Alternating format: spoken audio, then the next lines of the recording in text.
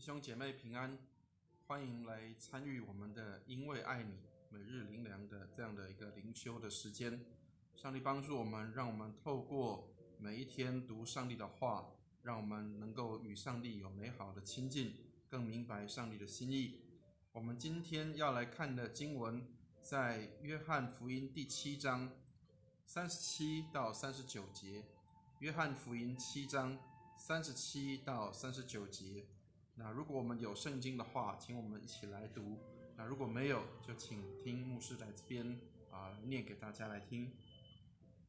约翰福音7章37到39节。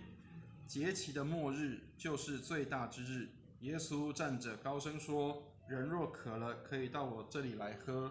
信我的人，就如经上所说，从他腹中要流出活水的江河来。耶稣这话是指着信他之人要受圣灵说的。那时还没有赐下圣灵来，因为耶稣尚未得着荣耀。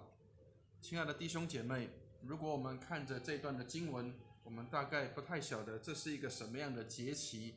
那如果我们看在第7章的约翰福音第7章的前面的地方，我们就可以看到这个节期就是以色列人的3个大的节日当中的一个，这个叫做住棚节。那以色列人有3个大的节日，他们都要到耶路撒冷去朝见上帝的。所以在过去他们要过这个逾越节，还有五旬节。那现在耶稣在这边他所过的这个节日叫做住棚节。住棚节比较没有被琢磨的很多，因为很多人不太清楚跟知道住棚节的意思。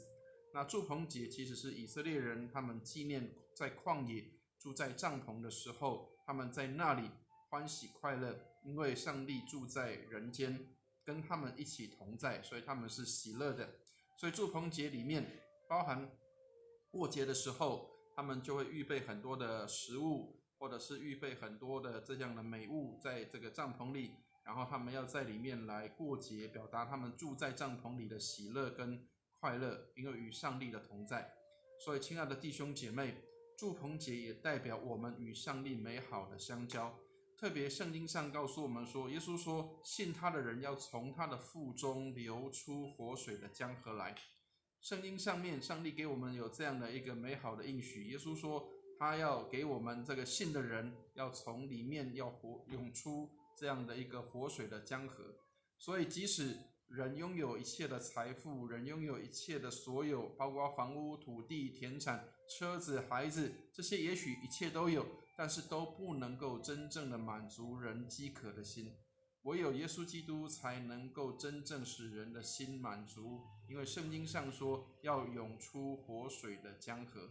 信耶稣的人要从他腹中来流出这样的活水的江河。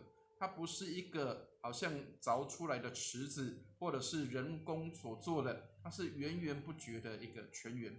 所以亲爱的弟兄姐妹，上帝帮助我们，让圣灵工作在我们的生命中，也在教会的里面，在你的工作上，在你的职场上，在你的人际关系里面，都让圣灵来管理，让圣灵来掌权。